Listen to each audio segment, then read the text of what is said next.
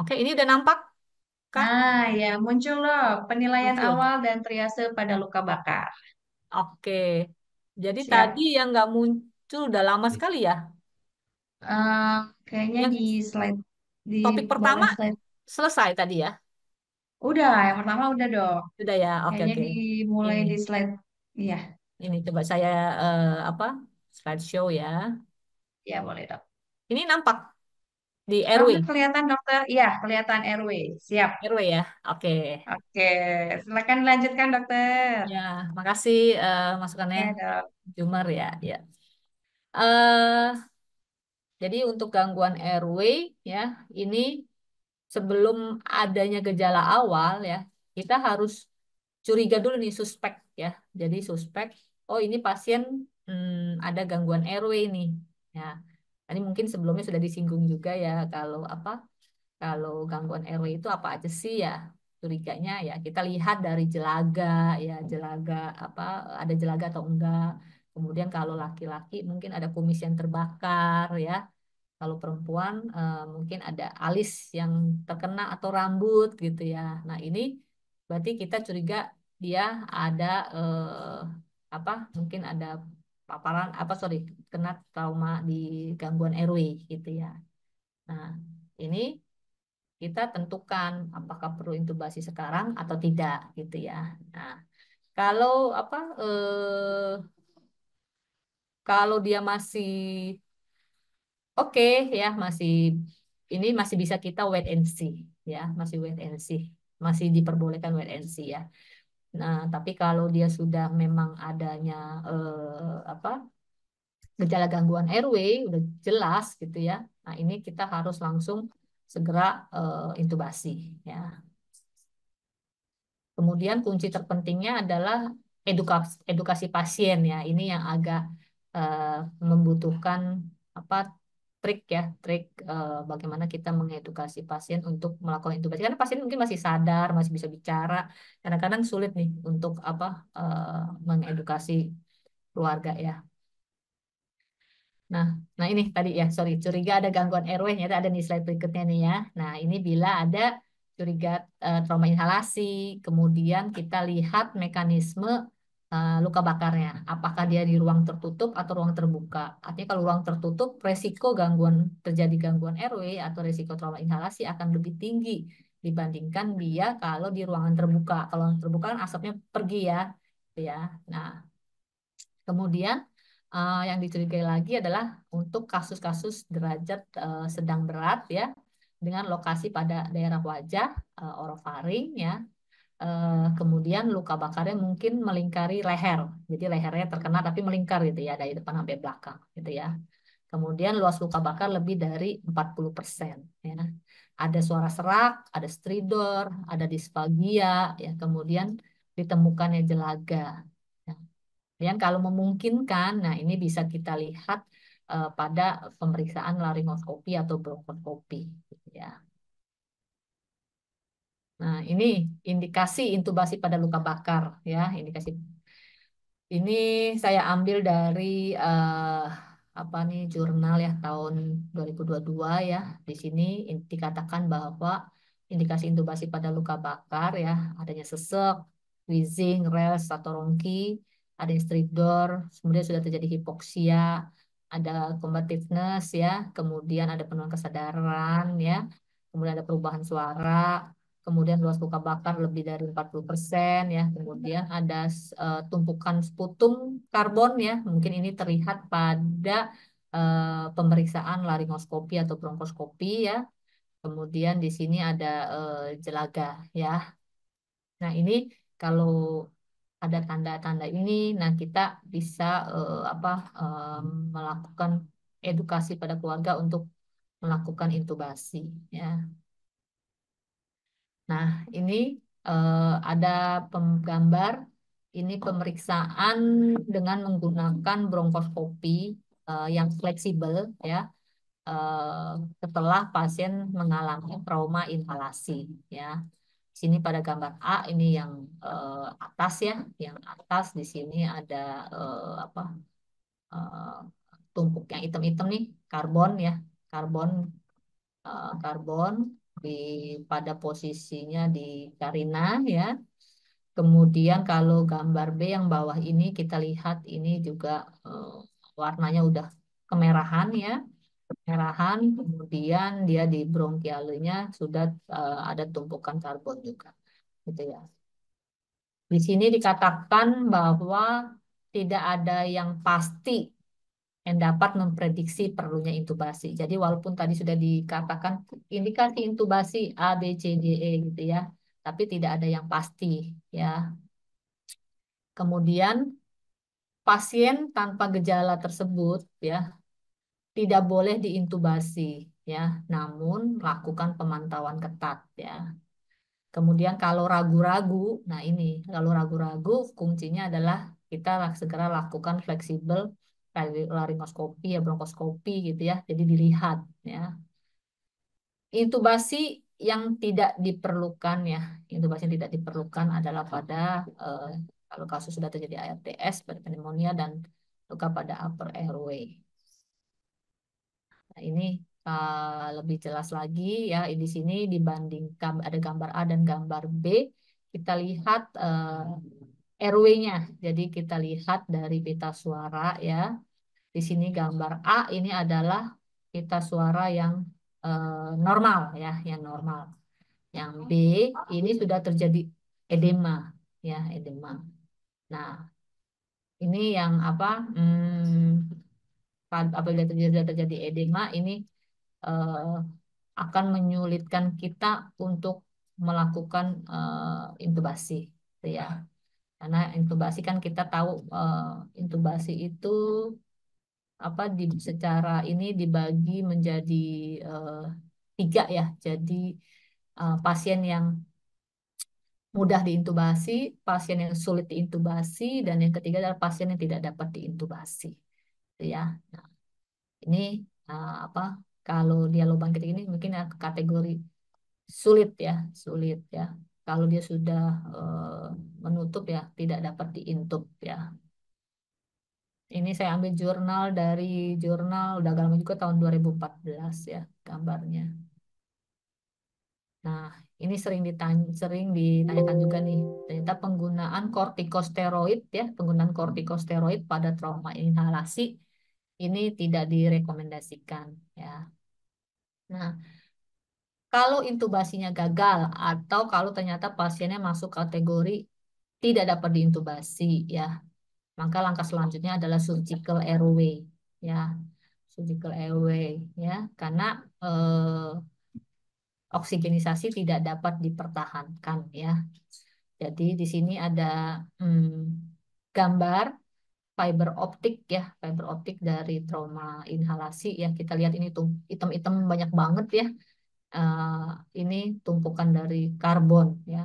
Ya, memang kalau kita lihat apa ada pemeriksaan fleksibel bronkoskopi, laringoskopi ini apa lebih memudahkan kita untuk mengambil keputusan ya dan juga lebih memudahkan kita untuk mengedukasi ke keluarga ya. Nah, kemudian untuk breathing ya. Breathing breathing ini pasien yang dicurigai trauma inhalasi ya eh, target pemberian oksigen kita adalah saturasi oksigennya 92% ya. Kemudian pemeriksaan penunjang seperti ronsen toraks dan CT scan toraks ya. Ini artinya tidak bisa kita lakukan untuk hanya untuk oh ini kita exclude trauma inhalasinya gitu ya. Tidak bisa gitu ya. Jadi kita ragu apa ya CT scan toraks dan ronsen toraks tidak dapat digunakan ya. Kemudian untuk breathing ya, untuk breathing, nah, pasien bisa kita berikan oksigenisasi dengan menggunakan non invasif ya, non invasif NIV ya, dengan catatan bahwa pasien ini masih sadar ya, bisa bernafas spontan dan hemodinamiknya masih stabil gitu ya. Nah, kemudian untuk pengobatan breathing juga, tata laksana breathing ya, bisa kita berikan nebulizer dengan obat-obatan golongan beta agonis ya. untuk mengurangi konstriksi ya. Dan juga posisi pasien ya, posisi pasien, posisinya prone ya, ini bisa dipertimbangkan untuk pasien yang mengalami hipoksia. Mungkin kita bisa mengingat kembali pada saat kita pandemi COVID ya. Ini posisi prone ini banyak banyak kita gunakan juga untuk tata laksana breathing pada pasien yang terkena COVID dengan gangguan hipoksia ya. Nah, nebulizer selain menggunakan golongan beta agonis ya, juga bisa ditambahkan dengan heparin 5.000 sampai 10.000 unit. Kemudian bisa menggunakan mucolytic NaC ya. Ini tujuannya adalah untuk mengurangi lamanya penggunaan ventilator gitu ya. Nah, kemudian jangan lupa dilakukan kultur sputum ya. Eh, dan juga hati-hati pada pasien yang mengalami trauma inhalasi. Ini bisa resiko tinggi terjadinya infeksi pneumonia ya, infeksi pada paru ya. Nah, kemudian eh, pemeriksaan circulation ya, circulation ini pemeriksaan kita lihat sirkulasinya ya. Eh, Kalau pada luka bakar ya, tadi kan terjadi pergeseran dan hilangnya cairan ya, karena adanya adanya peningkatan permeabilitas kapiler dan karena hilangnya epidermal barrier ya. Kemudian pada fase awal, pada 24 jam pertama, ini terjadi bocor protein plasma ke ruangan interstisial ya, karena tekanan onkotik yang meningkat, terjadi pergeseran cairan sehingga mengakibatkan edema ya.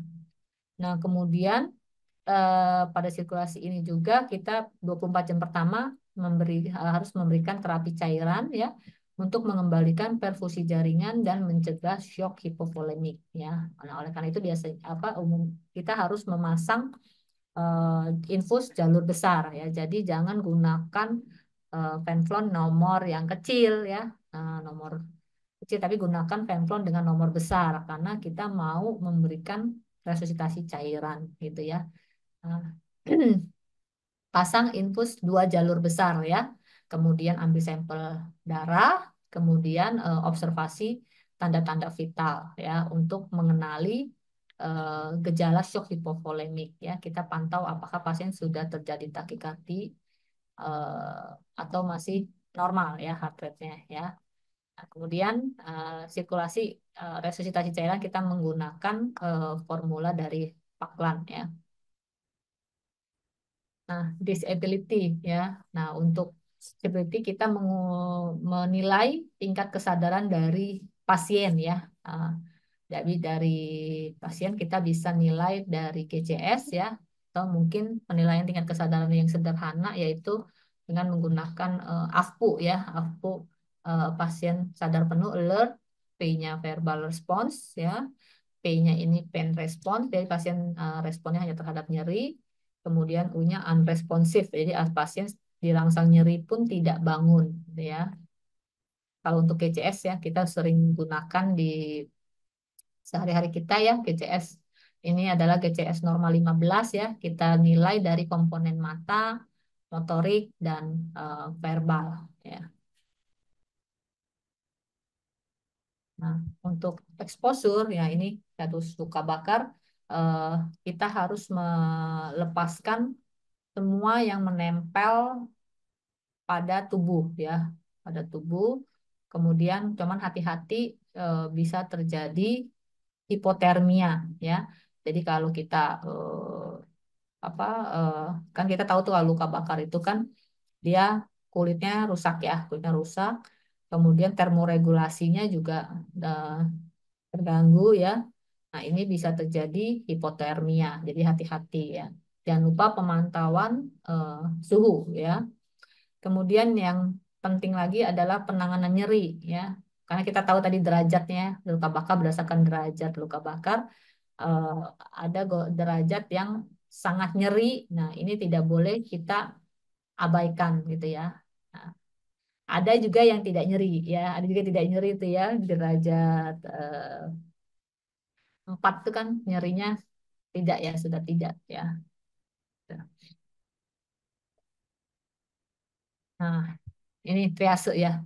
Triase. Nah, ini triase kita kembalikan lagi pada sistem rumah sakit ya. Jadi triase ini kan prinsipnya adalah memilah pasien menurut kegawat daruratan ya. Nah, kita bisa menilai kegawatannya berdasarkan A, B, C, D, E tadi gitu ya. Ada gangguannya apa tidak gitu ya. Kemudian pada kasus luka bakar ya, jangan lupa juga ditambahkan penilaian untuk eh, luka bakarnya, luas luka bakarnya ya. Nah, hati-hati pada luka bakar, ini ada istilah quiet is bad, artinya pada pasien-pasien yang tidak nyeri ya, berarti ini pasiennya hati-hati, pasiennya sebenarnya justru dia triasenya yang triase tinggi, artinya kita perlu segera melakukan pertolongan gitu ya. Nah, untuk di triase di rumah sakit akan kita tahu bahwa ya dari akreditasi apa KARS ya, KARS itu bisa menyarankan untuk menggunakan sistem triase berdasarkan Australia Triage Scale ya, ada Australia Triage Scale, ada yang menggunakan ASI ya. Nah, ini di di bisa disesuaikan dengan triase yang digunakan oleh teman-teman di rumah sakitnya masing-masing gitu ya. Triase apa yang dipakai gitu ya. Nah, eh, tapi kalau secara garis besar kan triase itu kita bagi menjadi ya pasien gawat darurat, pasien merah, kuning, hijau gitu ya. Merah, kuning, hijau ya pasien yang segera melakukan pertolongan ya, sorry, yang harus segera dilakukan pertolongan yaitu respon time kan kita tahu tidak boleh menunggu lama gitu ya. Nah, cuman memang apa pada kasus luka bakar ini untuk triase di rumah sakitnya kita harus menilai juga tentang luka bakarnya gitu ya. Jadi kita akan berbeda penanganannya kalau misalkan ada pasien datang luka bakarnya derajat 1, luasnya mungkin hanya 2% gitu ya, sama eh, pasien yang eh, mungkin secara yang lain-lain itu sama ya, mungkin tensinya bagus, nadinya tidak takikardi gitu ya, terus apa suhunya tidak demam gitu ya, kemudian pasien masih sadar gitu ya, tidak ada gangguan RW, tidak ada suara serak gitu ya. Nah, kita tinggal lihat dari luka bakarnya. Nah, luka bakarnya kalau ternyata pasien kedua ini lukas luka bakarnya ternyata dia 30% ya atau 20% ya 20% gitu ya. Kemudian apa ah, nyerinya mungkin karena dia apa sudah masuk yang painless ya, mungkin ya pasien nggak teriak-teriak gitu ya, nggak teriak-teriak. Nah, itu ini yang kita harus segera melakukan pertolongan pada pasien tersebut segera untuk untuk menghentikan proses luka bakar walaupun sudah tidak ada paparannya, tapi di dalamnya itu kan masih ada ya, masih terjadi gitu ya. Dan juga kadang-kadang pasien itu datang ke kita kan sudah diolesi macam-macam yang tadi itu ya, pertolongan pertama pada pertolongan pertama yang terjadi di masyarakat kita itu masih menggunakan cacat tersebut gitu ya. Jadi di rumah sakit kita harus segera bersihkan dulu gitu ya. Nah, ini apa yang harus menjadi pertimbangan petugas triase pada saat menerima pasien luka bakar gitu ya. Nah, karena kematian pada luka bakar juga ini ditentukan oleh derajat luka bakarnya ya. Kemudian tentukan apakah ada trauma inhalasi atau ada ya itu yang apa karbonnya itu ya produk inhalasinya. Kemudian dipikirkan juga nah trauma yang lain. Jadi kita tahu ya misalkan contoh kalau gas meledak itu bisa saja korban itu terpental, kemudian mungkin dia mengalami trauma trauma servikal ya, trauma servikal atau bahkan trauma kepala gitu ya. Nah, ini juga sering menyebabkan angka kematian pada luka bakar yang tinggi gitu ya. Kemudian usia, usia tadi sudah disinggung juga. Untuk usia yang harus kita perhatikan adalah usia lansia atau usia anak-anak gitu ya. Nah, ini juga apanya yang harus kita perhatikan gitu ya, karena penanganannya atau harapan hidupnya dia lebih berbeda pada usia dewasa muda lainnya gitu ya. Nah, yang nggak kalah pentingnya lagi adalah riwayat penyakit dahulu, ya komorbid. Nah, komorbid ini akan mempengaruhi ke apa proses penyembuhan atau proses dari respon dari terapi kita gitu ya. Ya. Jadi misalkan contohnya pada kasus luka bakar di mana dia memiliki komorbid gagal jantung gitu ya.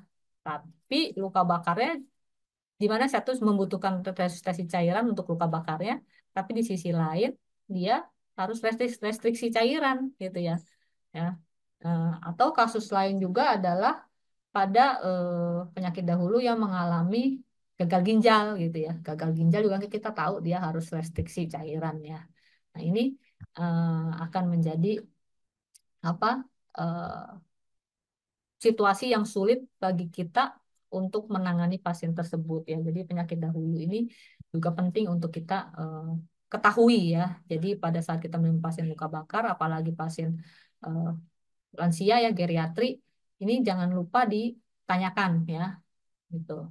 Kemudian eh, untuk burn mortality-nya ya, burn mortality ini ada istilah burn mortality yang bisa kita lihat atau kita ukur ya. Kalau dia luas luka bakarnya derajat 3 ditambah umur, nah ini angka mortality burn mortality-nya ya. Tapi luas luka bakarnya derajat 3 ya. Kalau derajat yang lain kita tidak bisa hitung angka mortality angka mortality pasien tersebut gitu ya.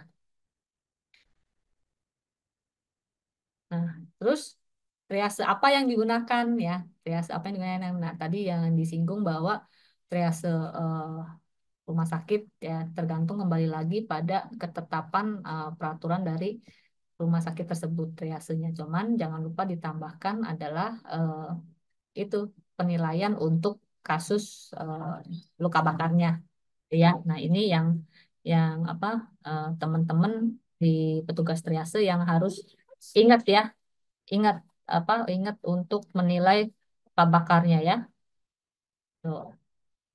Nah, nah, di sini kita lihat nih ada untuk di apa kalau mass casualties ya. Jadi kalau terjadi korbannya banyak ya. Jadi kita tahu kan kalau oke kalau hanya dia sendiri nih di rumah tangga gitu ya. Hanya dia sendiri ya sudah berarti triase seperti kita di di rumah sakit pada umumnya ya ditambahkan dengan penilaian luka bakarnya. Tapi kalau luka bakar, sorry, ledakan, mungkin luka bakarnya karena ledakan, kemudian atau di tempat apa ya pabrik gitu ya, pabrik, nah, atau teroris bom gitu ya. Nah itu kan korbannya pasti banyak gitu ya, nggak hanya satu gitu ya. Nah ini yang kita harus pikirkan untuk melakukan triase pada trauma luka bakar gitu ya. Nah, di sini ada algoritma, ada algoritma yang memudahkan kita untuk melakukan triase. Nah, di sini ada warna-warnanya ya, ada hitam, merah, kuning, dan hijau gitu ya.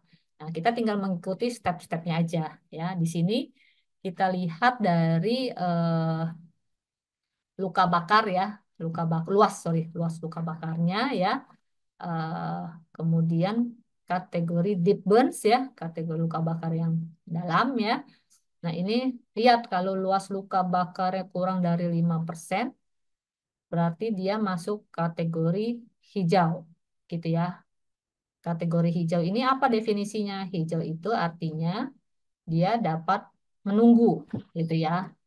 Kalau luka bakarnya 5 sampai 50%, 5 sampai 50% ya, kita lihat apa? sistolik dari eh, deep burns-nya gitu ya.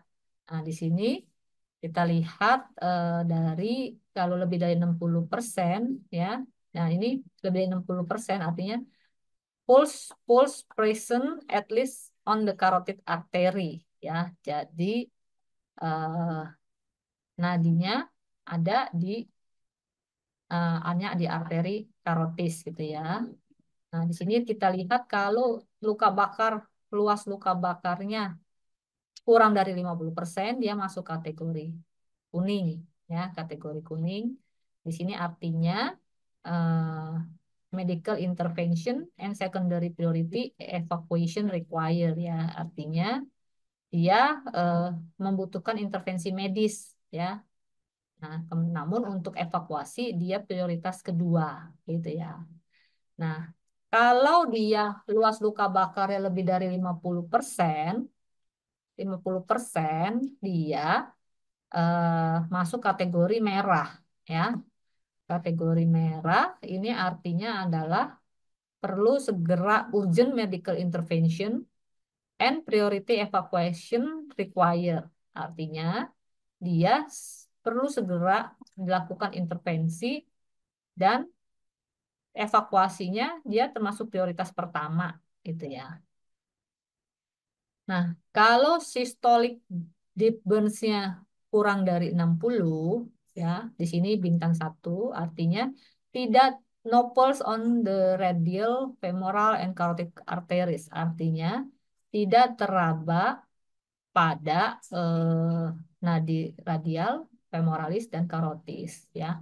Ini masuk kategori hitam ya, ya hitam ya di sini lebih dari 95 symptomatic treatment gitu ya. Nah, kalau dia ini extended burns-nya lebih dari 50%, dia juga masuk kategori hitam ya. Dia lebih dari 95% symptomatic treatment ya. Nah, ini fast triase ya, fast triase ya. Kalau terjadi eh, apa korbannya banyak gitu ya. Nah, ini sekian untuk yang tentang triase pada luka bakar.